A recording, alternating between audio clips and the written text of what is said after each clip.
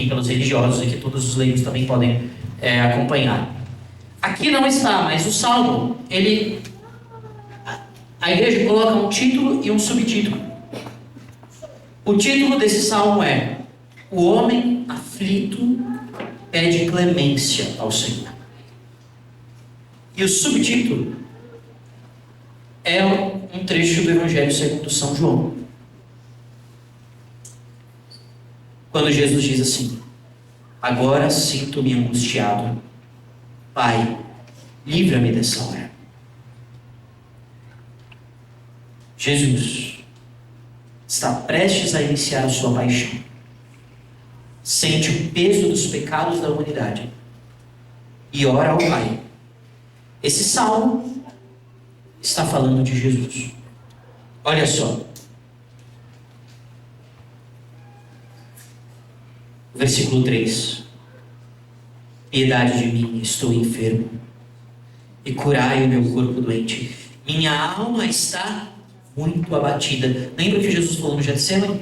Minha alma está triste até a morte. Olha que coisa que só o Espírito Santo poderia fazer. Mas então nós agora vamos encontrar esse sentido espiritual e nós vamos orar com esse salmo. Entenderam? Então a primeira coisa que a gente vai fazer é cantar o salmo. Nós vamos cantar 2 vezes, né? A gente vai depois meditar e no final nós vamos cantar de novo, e você vai ver como no final a gente vai cantar diferente, porque a gente vai conhecer o sentido espiritual do salmo. Amém? Amém. Convido vocês a ficarmos em pé, então.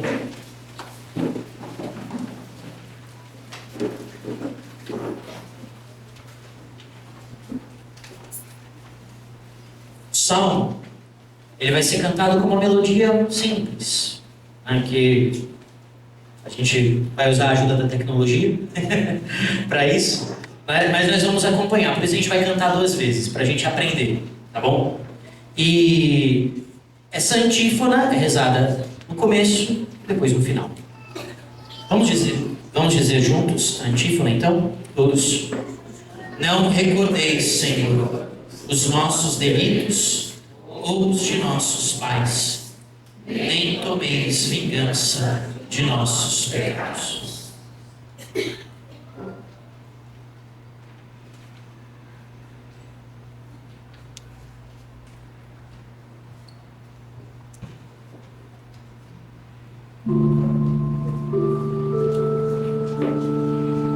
Repreendei-me, Senhor, mas sem ira, corrigi-me, mas não com furor.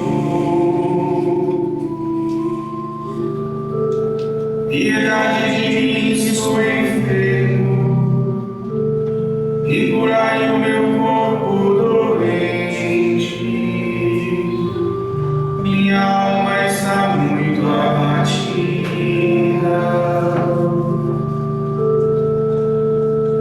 Até quando, Senhor, até quando? Ó, voltai-vos a mim e poupai-me, e salvai-me por vossa bondade. Todos repetindo a mesma melodia. Porque morto ninguém vos recorda, pode alguém vos louvar no sepulcro. Esgotei-me de tanto gemer, banho leite meu pranto de noite. Minha cama limpei com as lágrimas. Tenho os olhos turvados de mágoa, fiquei velho de tanto sofrer. Afastai-vos de mim, malfeitores, porque Deus escutou meus soluços. O Senhor escutou meus pedidos, o Senhor acolheu minha prece. Apavore-se os meus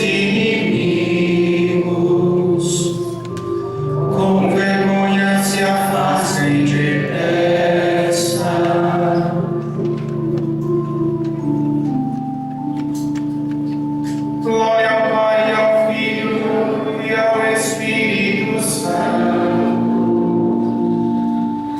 como era no princípio, agora e sempre. Amém.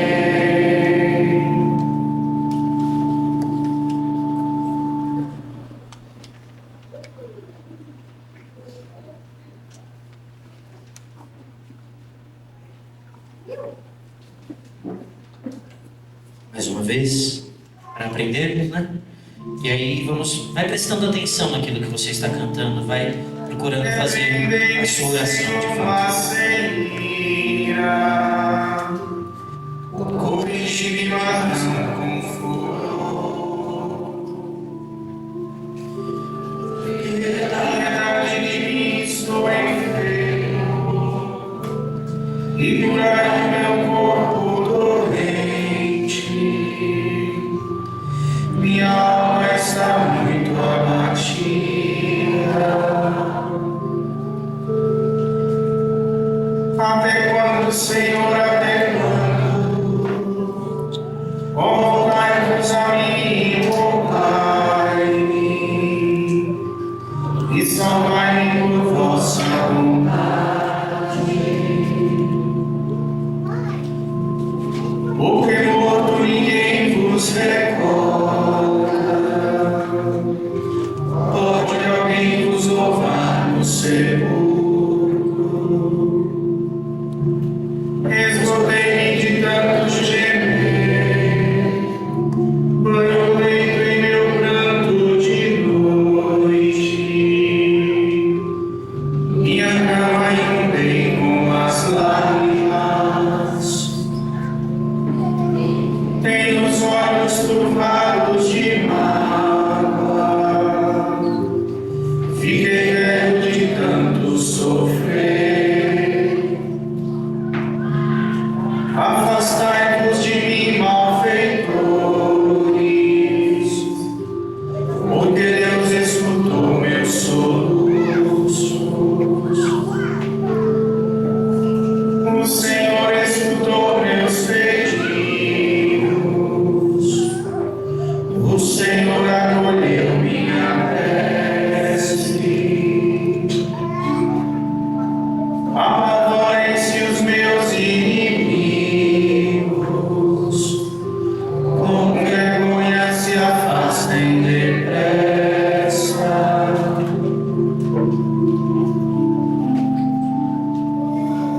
Glória ao Pai, ao Filho e ao Espírito Santo,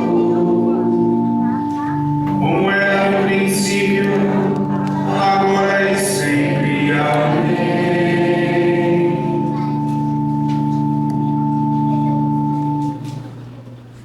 Antífona.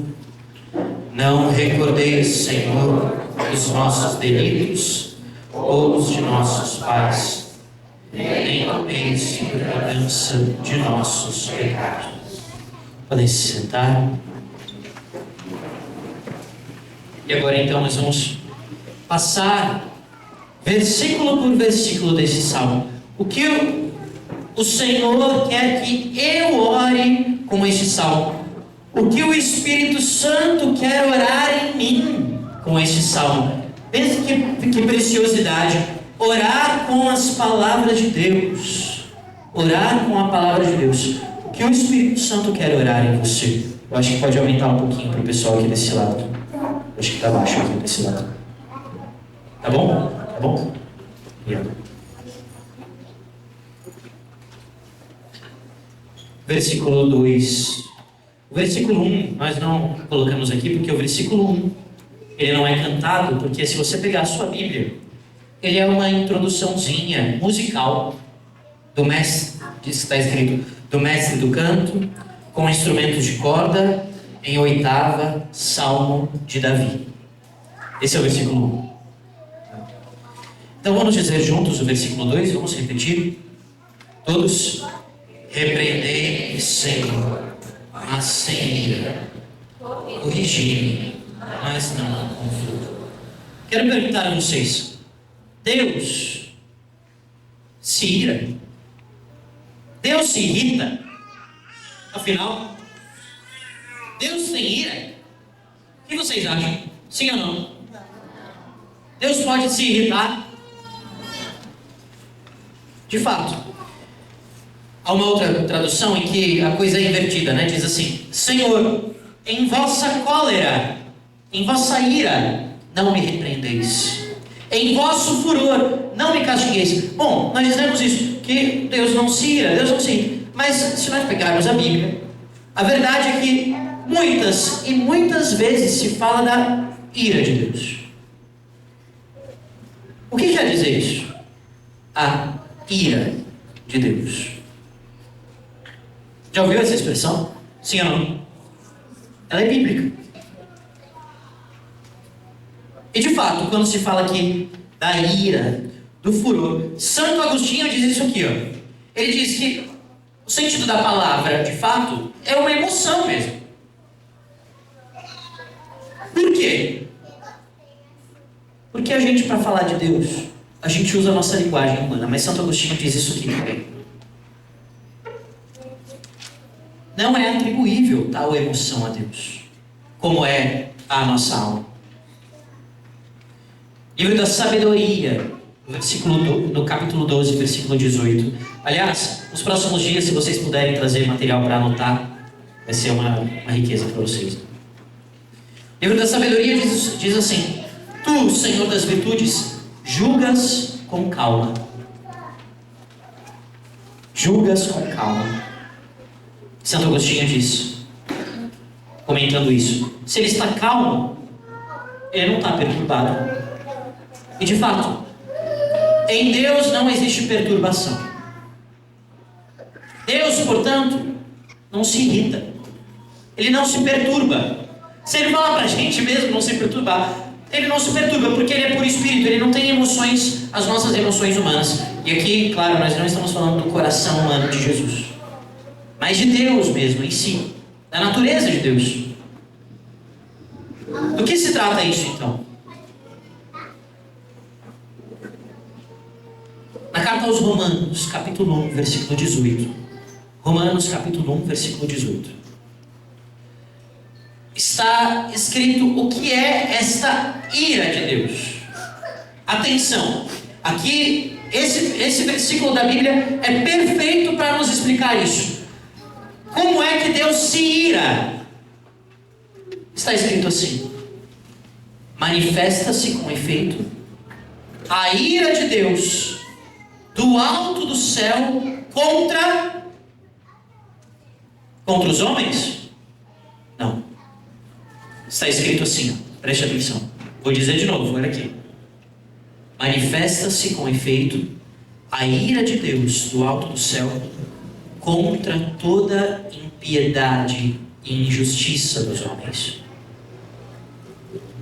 Manifesta-se com efeito a ira de Deus do alto dos céus contra toda impiedade e injustiça dos homens. Deus se ira, quer dizer, ele manifesta a sua força contra o mal, contra o pecado, não contra o pecador, contra a impiedade e a injustiça dos homens. Para a gente entender bem, imagina só. Imagina que você estivesse numa selva com algum companheiro seu. Imagina que você é mãe, pai, ou você estaria ali com alguém que você ama muito e você estivesse no meio do mato e essa pessoa fosse picada por um veneno mortífero e começasse a se espalhar pelo corpo e você precisasse amputar um membro daquela pessoa. Você precisaria ali de uma certa ira contra aquela pessoa? É isso? Seria isso? Não. Mas contra aquele mal que começaria a se espalhar por aquela pessoa. Então imagina só, você tomado por aquele desejo de salvar, tivesse a coragem de amputar um braço do seu filho, para que uma infecção não se espalhasse. Isso é ou não é uma certa ira? Ou seja, um impulso forte contra o mal, contra algo que se coloca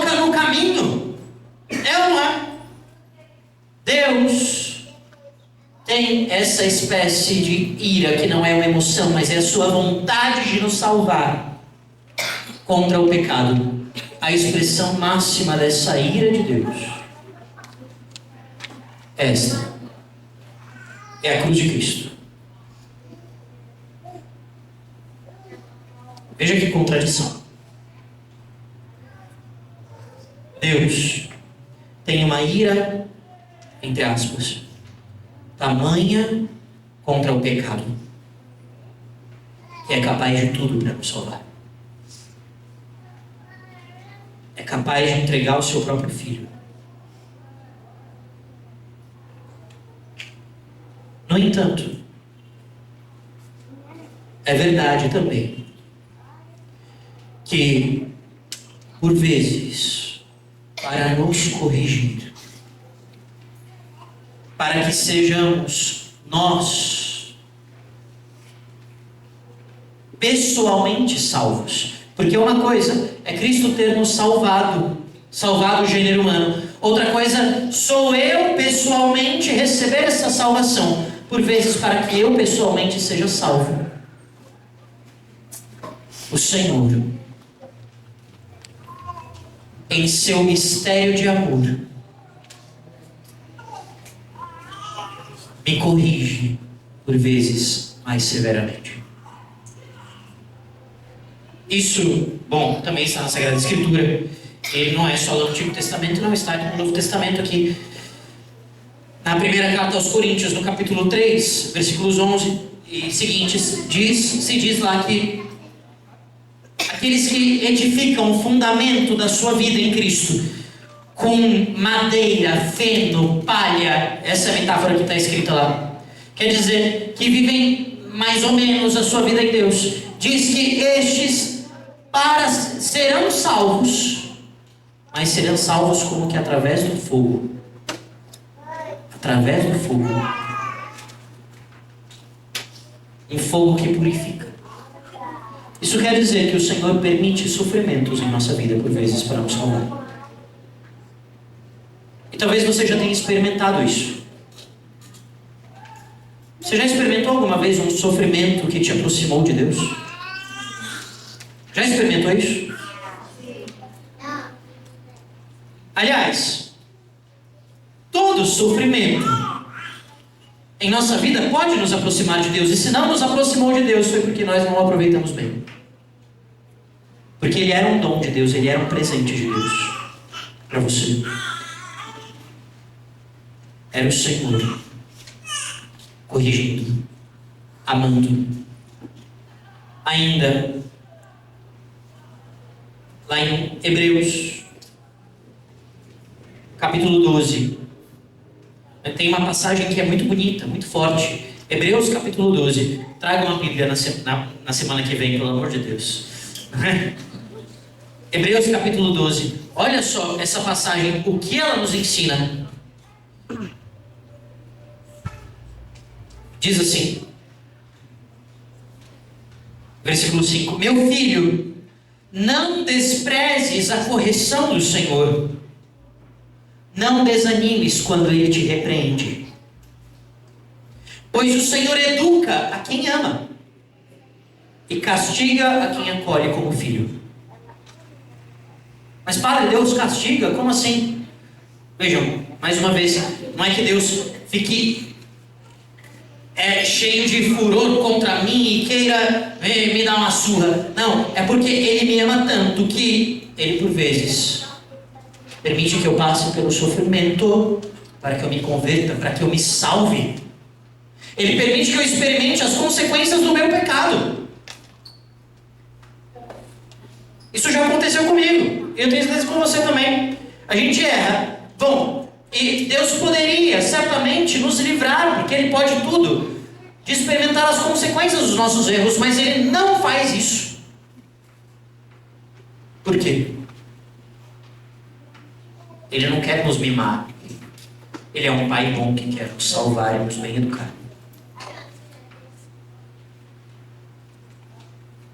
É para a vossa correção que sofreis, diz ainda 14 Hebreus. É para a vossa correção que sofreis. É Deus que vos trata como filhos. É Deus tratando como filhos.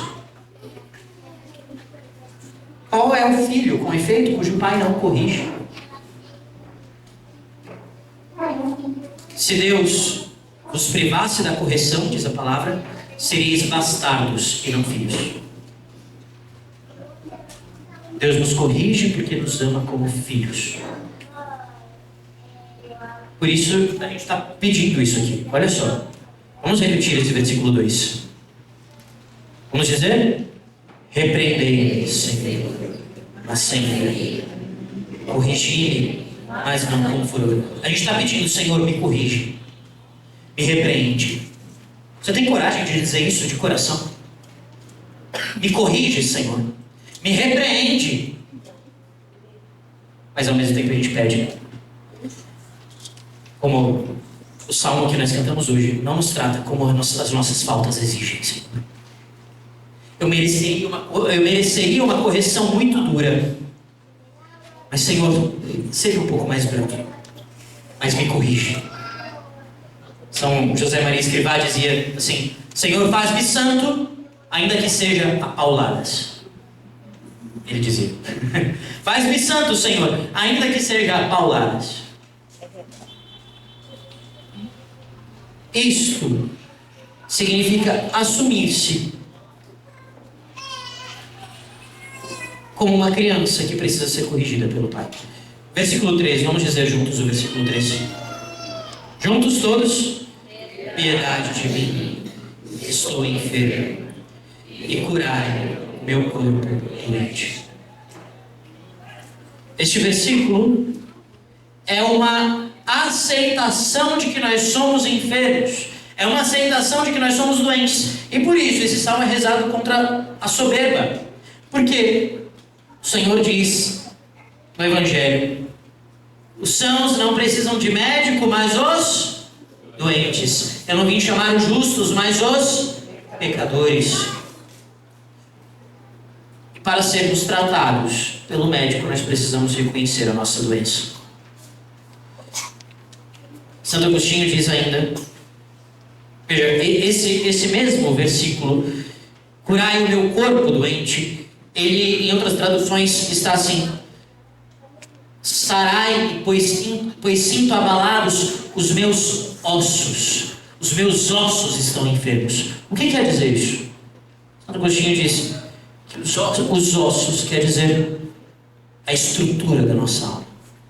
A nossa estrutura, aquilo que nos mantém em pé, o nosso esqueleto espiritual. Não é o nosso corpo aqui, é a nossa alma. Quer dizer, eu estou dizendo aqui: Senhor, sozinho eu não consigo me manter em pé.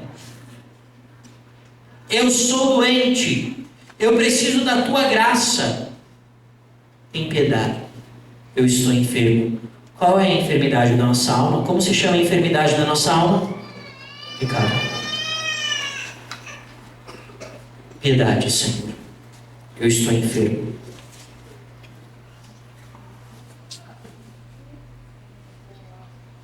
E o versículo 4 diz assim: minha alma está muito abatida.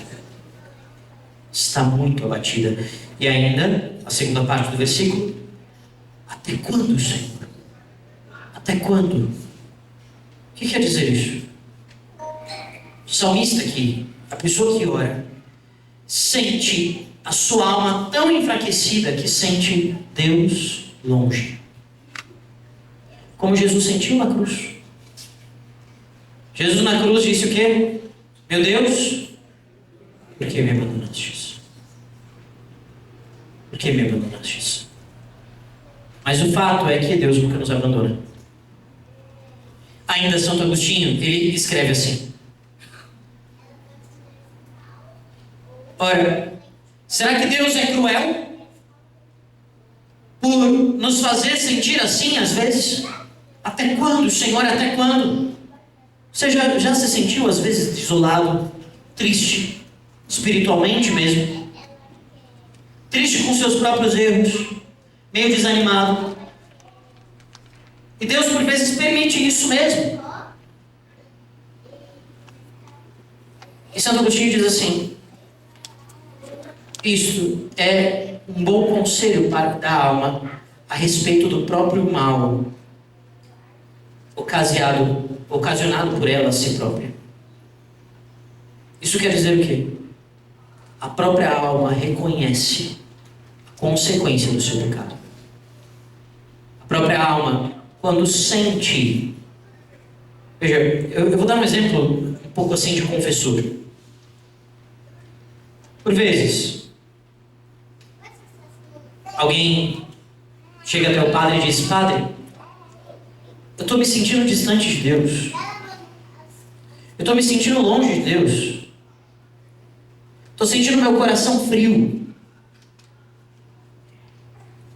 E vejam, por vezes o que nós temos que fazer é consolar essa alma e dizer: não, Deus está próximo de você. Mas às vezes o padre tem que dizer: você está sentindo isso porque de fato o seu coração está longe de Deus.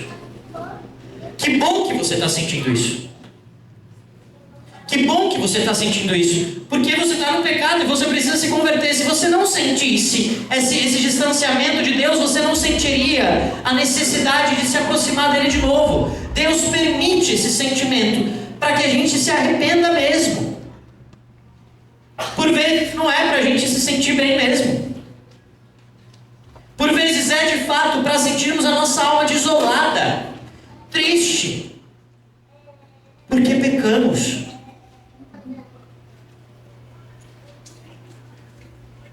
Por vezes esse sentimento é realista, diferente de nosso Senhor. Por quê? Por que Cristo sentiu isso? Por que Cristo na cruz disse: meu Deus, por que me abandonaste? Porque Ele sentia as consequências dos nossos pecados.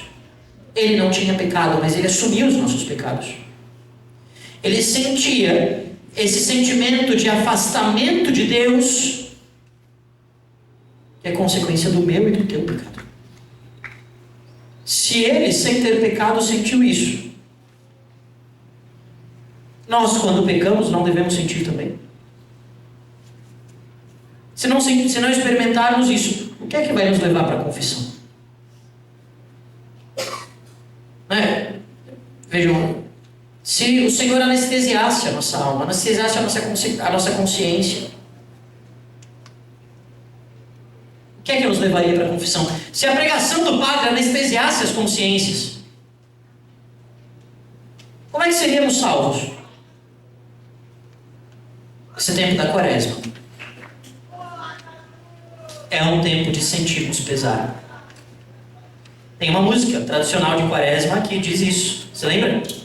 Pecador, agora é tempo de pesar e de temor. É um tempo de pesar. Pecador, agora é tempo de pesar e de temor. Serve a Deus, despreza o mundo, já não sejas pecador. Por isso, até quando, Senhor, até quando? Quer dizer, esse grito da alma se sentindo só. Mas ainda, Santo Agostinho continua dizendo: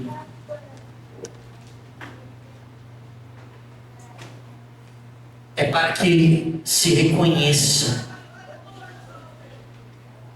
o que experimentam os que se recusam a converter-se. Como diz a primeira carta de São Pedro: se o justo com dificuldade consegue salvar-se, que situação ficará o ímpio, o pecador?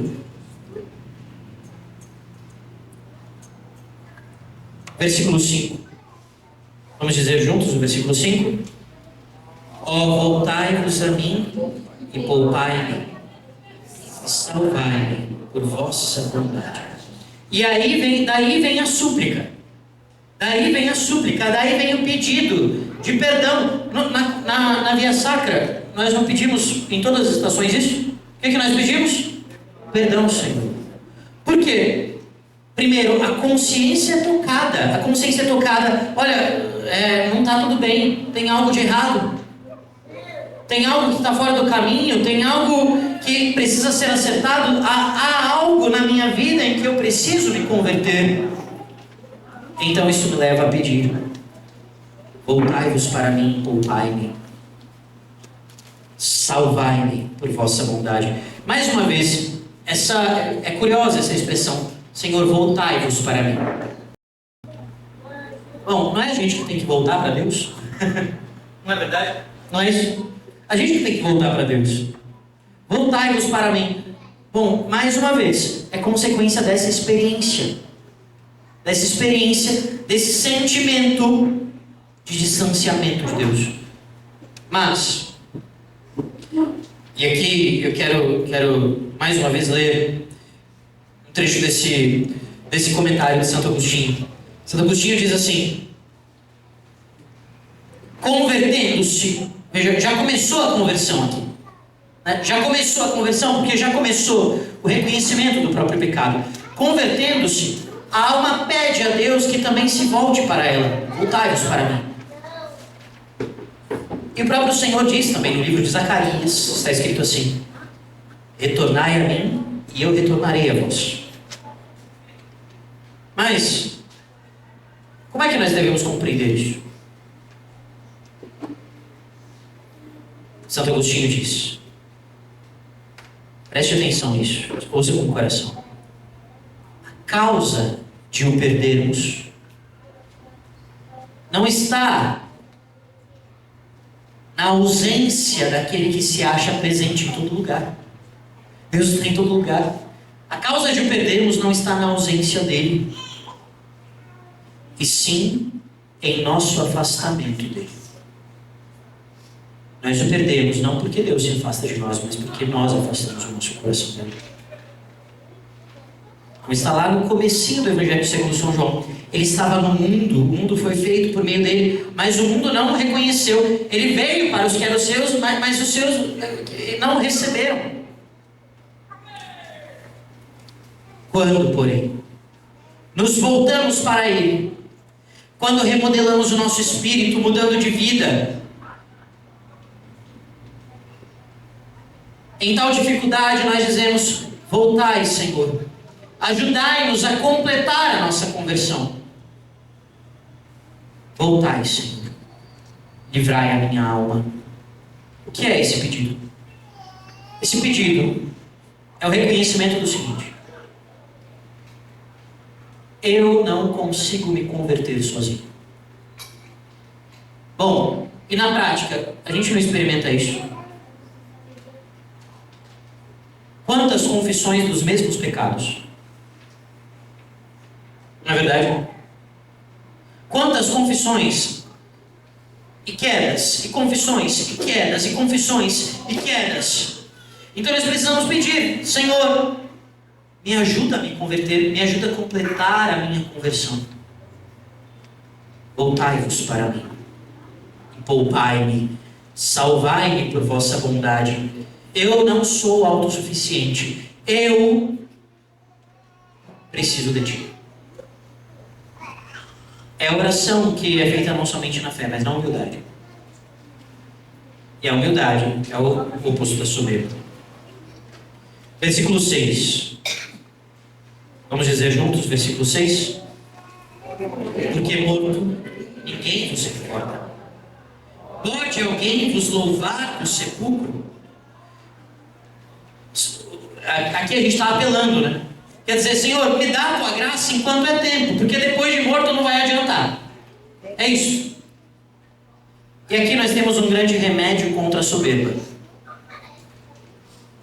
É a lembrança da morte. Esse é um exercício que nós devemos fazer durante a quaresma. Pensar na morte. Bom, geralmente a gente não gosta de fazer isso. Você gosta de pensar na morte? Você faz isso assim por esporte? Né? Por passatempo? Né? Tô sem nada para fazer, deixa eu pensar na morte um pouquinho. Você faz isso? Né? Para se divertir? Não, ninguém gosta de fazer isso. Mas, a não ser que o Senhor volte antes, a não ser que a segunda vinda de Cristo seja antes da nossa morte, nós morreremos. Você vai morrer. E não é uma ameaça. Não. Você vai morrer. E pensar nisso nos faz humildes. Nós começamos a quaresma assim, aliás. Nós começamos a quaresma ouvindo: lembra-te que és pó. Lembra-te que és o quê? Pó. E ao pó hás de voltar. Começamos a quaresma assim. Então nós dizemos ao Senhor agora: morto, Senhor, ninguém vos recorda. Pode alguém vos louvar do sepulcro? Ou seja, é agora o tempo da conversão. É agora. Não é amanhã. Teve um dia que aconteceu uma coisa muito curiosa comigo. Uma vez, eu estava dirigindo. E eu estava dirigindo, ouvindo uma pregação do Padre Paulo Ricardo. E ele falava sobre a morte. E sobre conversão. Sobre a necessidade urgente da conversão. Porque nós não sabemos quando morreremos. Pode ser saindo daqui dessa igreja. Pode ser. Não é praga, fica tranquilo, né? Mas pode acontecer. Vocês podem chegar amanhã e podem receber a notícia: o Padre Christopher morreu. É verdade. Vocês podem, aliás, né, outro dia, por exemplo, eu via com jovens um vídeo de um padre pregando e morrendo no meio da pregação. Já viram esse vídeo?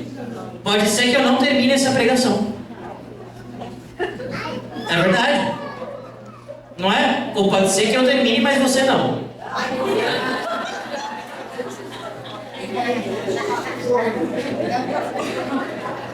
Então, eu estava lá escutando a pregação do Padre Paulo Ricardo, foi muito curioso. Porque ele estava dizendo de um dia em que ele fez uma experiência assim, que ele quase sofreu um acidente grave no trânsito.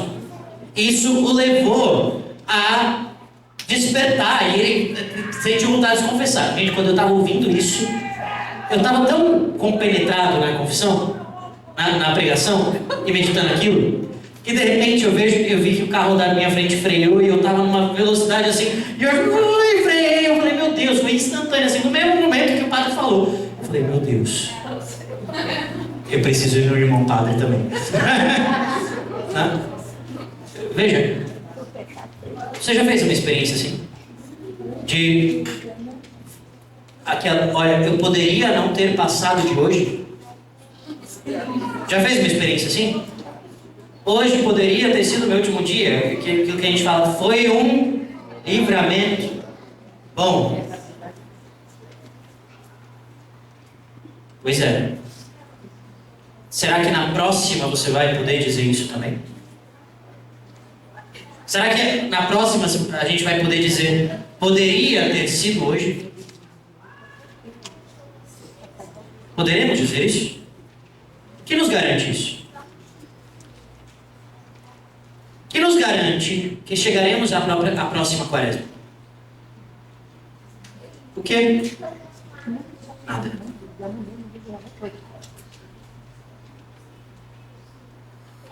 Então somos levados a dizer: porque morto, Senhor, ninguém vos recorda. Pode alguém vos louvar no sepulcro? Mais ainda, por vezes, nós adiamos a nossa conversão, adiamos a nossa vida espiritual, adiamos a nossa vida de oração, porque temos coisas a fazer. Não é mesmo? Não rezei o texto hoje porque eu tinha um monte de coisa para fazer. Meu dia foi tão corrido. Bom, deixa eu te contar. Quando você morrer, vai ficar um monte de coisa para fazer.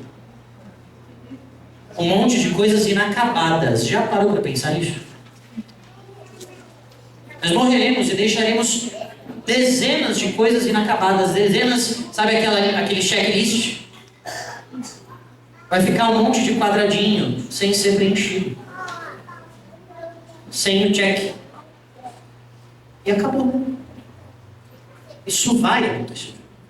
Não é talvez aconteça, isso vai acontecer.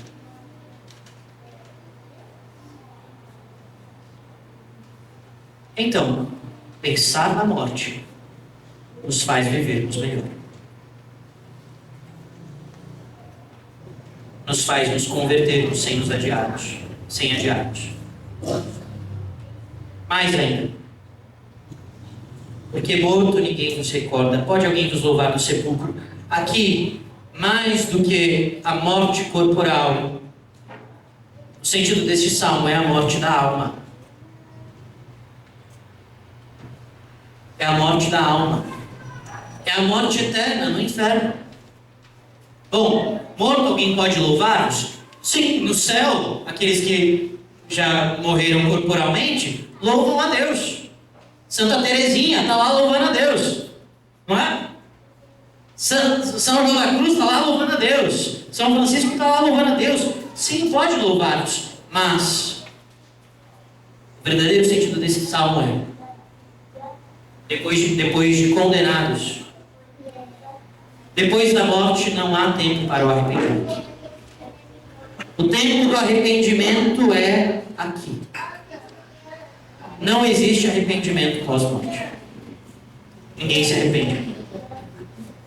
A morte como que congela a nossa alma no estado em que ela está. O tempo da misericórdia é este. Sim, se morrermos em amizade com Deus, mas com pequenos pecados, temos o purgatório como uma última misericórdia para nos purificarmos e irmos para o céu. Mas se morremos em inimizade com Deus, essa inimizade na eternidade somente se revelará mais ainda. Ela não terá disfarces. O pecado mortal se manifestará como ele é. Como rejeição a Deus, como ódio a Deus. E por isso, morto deste modo, ninguém louvará o Senhor. Há uma passagem no Novo Testamento, uma parábola do Senhor, em que ele fala disso, né? A parábola do rico e do pobre Lázaro. Você lembra? Em que o rico morre e é condenado. E ele diz, ele fica tão assim, ele quer ir lá avisar os parentes dele, né? E acabou. Terminou o tempo.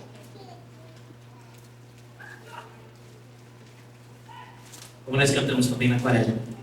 Eis o tempo de conversão. Eis o dia da salvação. O dia, o hoje.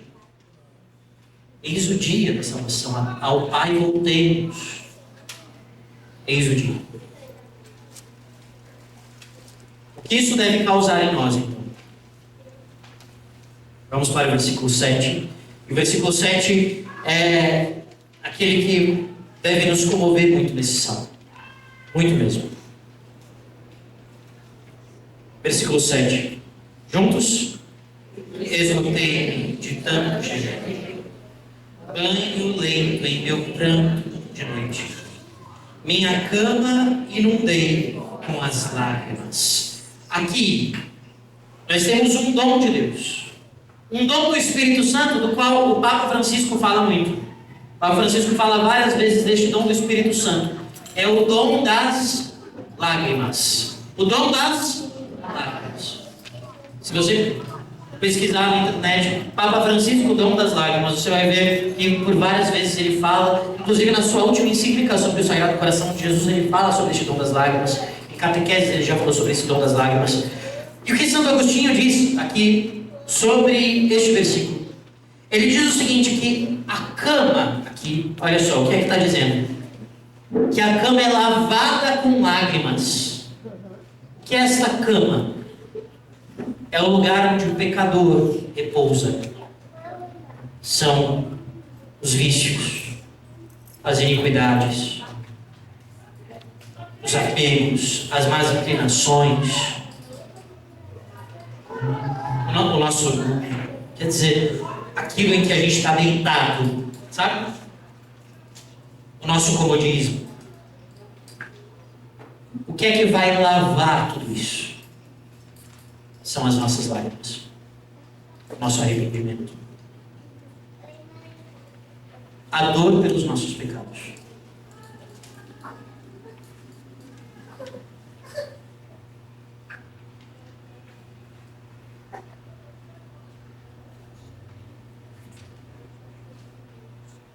Tiago, capítulo 4. Tiago, capítulo 4. Epístola de São Tiago, capítulo 4. Diz assim: veja como o Senhor deseja essas lágrimas. Ele diz: purificai vossas mãos, pecadores. Santificai vossos corações, homens dúbios. Homens dúbios quer dizer homens de vida dupla. Entristecei-vos, cobri-vos de luto e chorai. É curioso que a Bíblia diga isso, né? Porque a mesma Bíblia diz em outra passagem: estais sempre alegres. Estais sempre alegres. Alegrai-vos no Senhor, etc, etc. E a mesma Bíblia diz: entristecei-vos, cobri-vos de luto e chorai. Olha só, continua ainda: transforme-se o vosso riso em pranto e vossa alegria em desalento. O vosso riso se transforma em pranto e a vossa alegria em desalento. O que a palavra está dizendo é que as falsas alegrias do mundo sejam desmascaradas. Que os falsos prazeres do mundo sejam banhados pelas nossas lágrimas. Que a alegria, que é pura máscara, que é puro deleite passageiro, se transforme em luto, em tristeza. Cobri-vos de luto e chorai.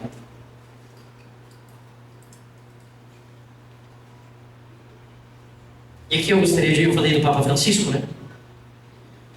O Papa Francisco, na sua última encíclica, justamente fala dessas lágrimas. Ele diz, número 158 da encíclica Delestus, Amou-nos. Ele diz assim, e aqui eu vou dizer exatamente as palavras do Santo Padre. Ele diz: o desejo inevitável de consolar Cristo. Quer dizer, os meus pecados feriram o coração de Cristo. O desejo de consolá-lo, que surge da dor de contemplar o que Ele sofreu por nós, alimenta-se também do reconhecimento sincero das nossas escravidões, dos nossos apegos, da nossa falta de alegria na fé, das nossas buscas vãs e, para além dos pecados concretos, da falta de correspondência do nosso coração ao seu amor e ao seu projeto. É uma experiência que nos purifica. Por quê? Olha que frase linda que o Papa Francisco escreveu. O amor precisa da purificação das lágrimas. Vamos repetir isso? O amor precisa da purificação das lágrimas. Ele diz, lágrimas que no final nos deixam mais sedentos de Deus e menos obcecados por nós próprios. E aí ele cita Santo Inácio de Loyola. O Papa Francisco é jesuíta, Santo Inácio de Loyola é fundador dos jesuítas. Ele diz que essa compulsão interior não se trata de um sentimento de culpa que te lança por terra, que te coloca para baixo, que te desanima, nem uma série de escrúpulos que te paralisam, mas é uma picada benéfica que queima intimamente e cura. É uma dor que cura, pois o coração, quando se dá conta do próprio mal e se reconhece pecador, abre-se, acolhe a ação do Espírito Santo como água viva que o muda ao ponto de lhe correrem lágrimas pelo rosto. Essas lágrimas são como uma expressão física da água viva do Espírito Santo que está nos lavando. Não significa sentir pena de nós. Não é isso. Como muitas vezes somos tentados a fazer. Quer dizer, eu sou horrível, eu sou a pior pessoa do mundo, meu Deus. Não é isso. Diversamente, diferente disso, chorar por nós próprios é arrepender-nos sinceramente de ter entristecido a Deus com o pecado. Reconhecer que diante dele estamos sempre em débito, Nunca em crédito, a gente está sempre devendo a Deus. E aí, olha só, essa encíclica aqui é muito inspirada, é assim um texto espiritual belíssimo. O Papa Francisco dá mais uma assim que, nossa, deve levar o nosso coração. Assim como a água, gota a gota, escava a pedra, aquele ditado, né? Água mole em pedra dura, bate. Assim como a água, gota a gota, escava a pedra, as lágrimas lentamente escavam os corações endurecidos. Eu preciso dessas lágrimas. As lágrimas lentamente escavam os corações endurecidos.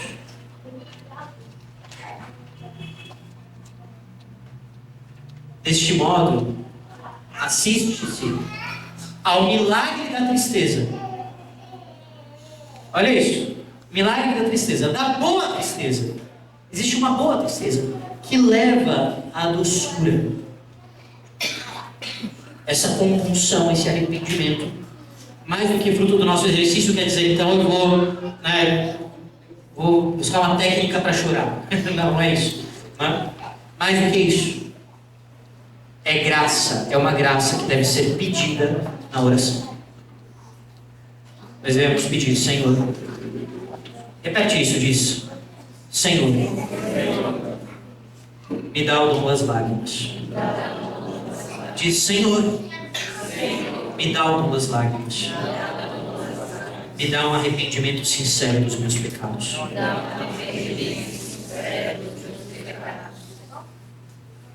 E ainda continua aqui. É pedir dor. Dor com Cristo doloroso. Quebranto com Cristo quebrantado. Lágrimas, pena interna de tanta pena que Cristo passou por mim. Pena interna de tanta pena que Cristo passou por mim. Essas são as lágrimas que nós devemos pedir. Versículo 8 completa isso. Tenho os olhos turvados de mágoa, fiquei velho de tanto sofrer. Agora,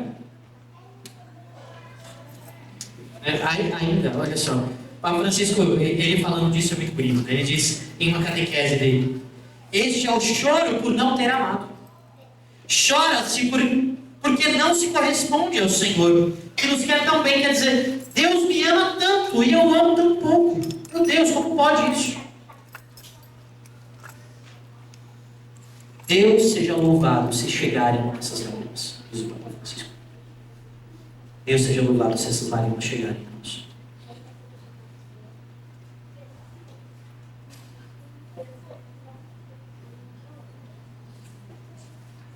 E essas lágrimas são cheias de confiança na misericórdia de Deus.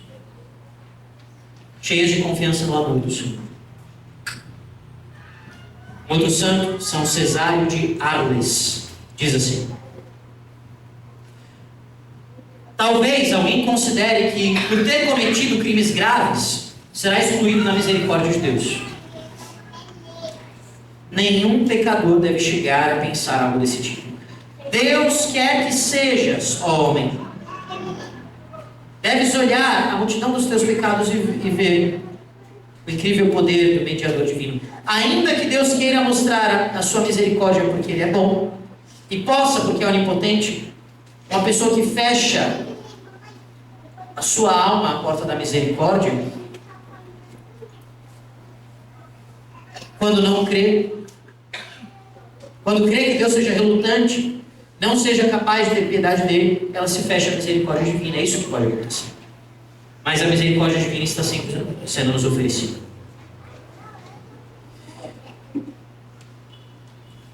E o versículo 9 é a resposta dessas lágrimas. Vamos dizer juntos o versículo 9? Afastai-vos de mim, malfeitores, porque Deus escutou meus soluços. Olha só que profundo isso, né? Meus soluços. Que arrependimento profundo. Deus escutou meus soluços. É aquilo que diz a bem-aventurança. Bem-aventurados os que choram, porque serão consolados. Bem-aventurados os que choram, porque serão consolados.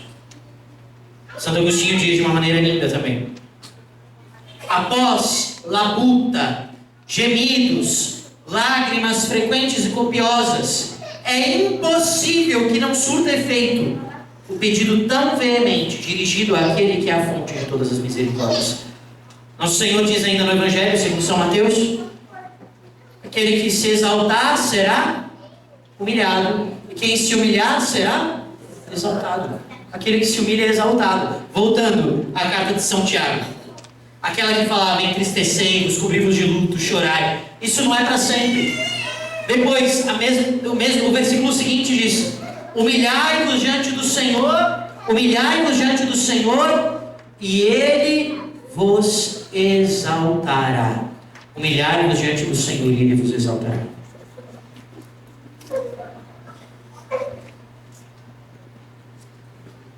Ou seja,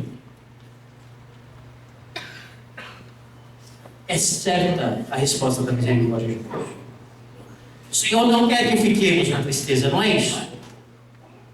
Ele quer que a falsa alegria seja tirada de nós, para que Ele coloque a verdadeira alegria de sermos reconciliados com Ele. A verdadeira alegria de vivermos como filhos de Deus. As falsas alegrias do mundo são desmascaradas, para que venha a alegria dos santos, a alegria do céu. Tem ainda um versículo aqui, quer dizer, um trecho do versículo, que pode parecer estranho, né? Diz assim: afastai-vos de mim, malfeitores. Quer dizer, pecadores, se afastem de mim. Parece uma coisa meio soberba, não parece? Parece? Quer dizer, agora eu sou santo, se afastem de mim os pecadores. Mas não é isso que quer dizer o Salmo. O Salmo está nos exortando. Está nos exortando. De São João Crisóstomo. Diz: quem busca penitência também é escutado por Deus e consegue este bem, consegue uma graça: rechaçar as más companhias. Por quê? Por quê? Aquele que recebe este dom da humildade sabe da própria facilidade em cair no pecado. E portanto, se eu estou onde o pecado reina, porque, não por soberba, pelo contrário, porque eu me conheço. Se eu estou naquele círculo de fofoca, eu sei que eu vou facilmente cair naquilo. Se eu estou em conversas, em amizades que tem conversas impuras, de conteúdo imoral, eu sei que facilmente eu vou cair naquilo. Então, eu devo me afastar dessas amizades. Por humildade, não por soberba. Porque eu sei da minha fraqueza. São João Crisóstomo diz assim: isto mesmo nos pede Cristo, ordenando que nos separemos dos membros que nos são mais necessários. Se o membro te leva a pecar, corta. Ainda que sejam amigos, sempre que eles nos escandalizarem, ou seja, nos levarem a pecar, e que sua companhia nos acarretar algum dano. Se aquela companhia me leva a pecar e eu levo a pecar, eu devo cortar. Sem medo. Versículo 10.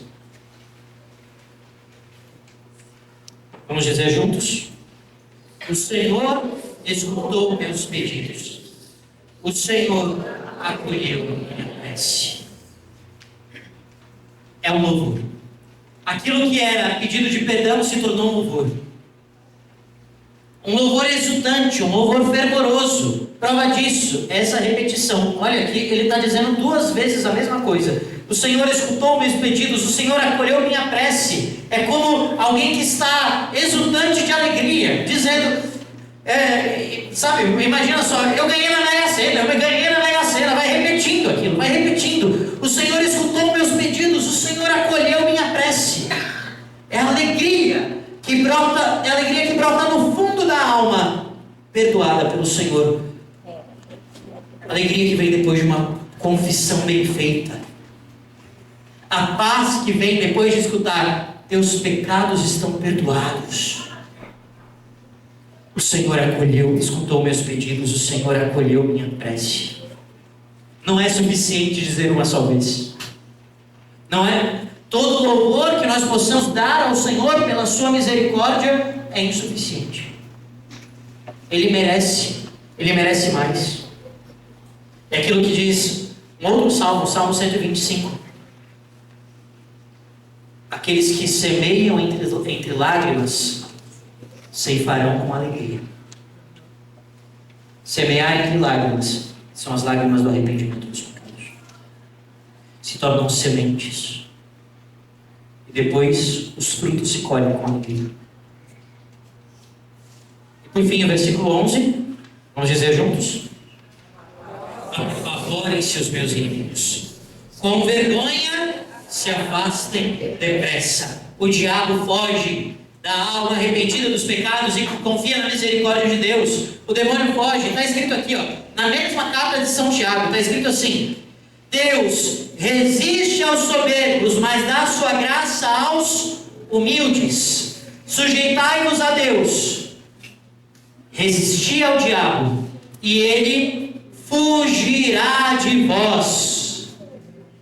Sujeitai-vos a Deus, resisti ao diabo, e ele fugirá de vós. O mal não pode alcançar aquele que confia na misericórdia de Deus, aquele que se reconhece como nada. A chave para vencermos o mal é não confiarmos em nós, é não confiarmos em nossas próprias forças, contarmos sempre com a misericórdia do Senhor. E então vem a vitória. Olha só como esse salmo é maravilhoso. Ele começa com as lágrimas e termina com a vitória, com o louvor, com o triunfo da misericórdia de Deus. É isso que o Senhor deseja realizar na sua vida.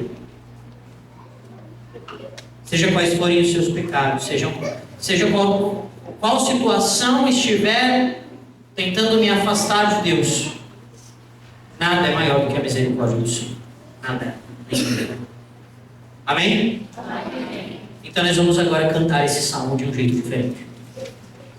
Vamos cantar mais uma vez esse salmo, agora sabendo de coração que nós estamos cantando. Convido você a ficar em pé.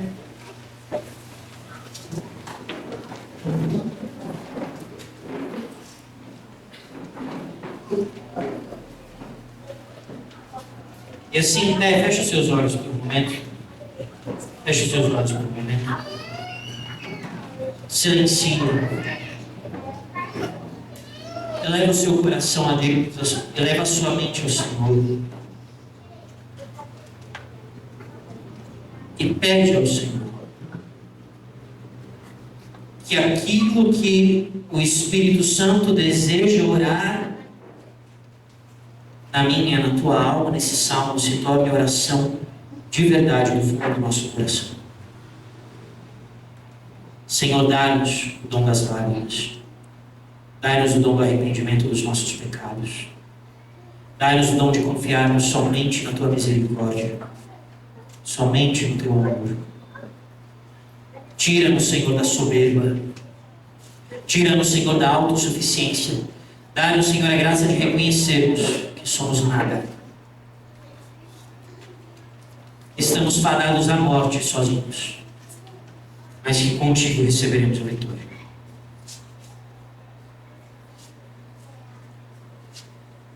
Vamos dizer juntos a antífona. Não me recordeis, Senhor, os nossos delitos ou os de nossos pais. Nem tomeis vingança de nossos pecados.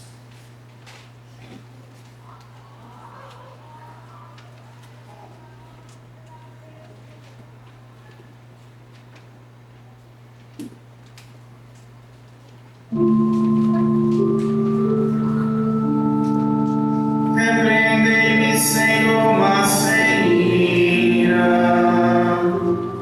Corrigi-me, mas não com furor.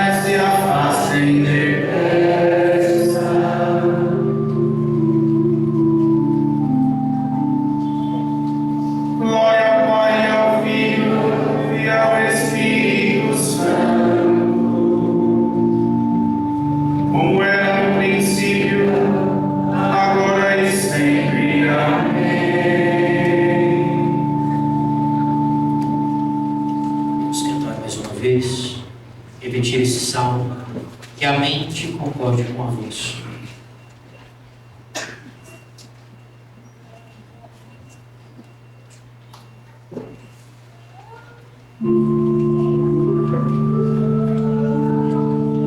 Repreendei-me, Senhor, mas sem ira.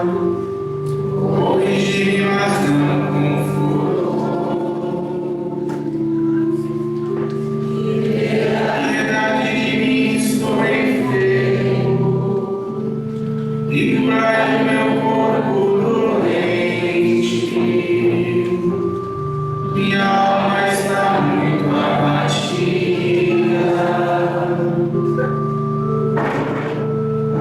Até quando, Senhor, até quando?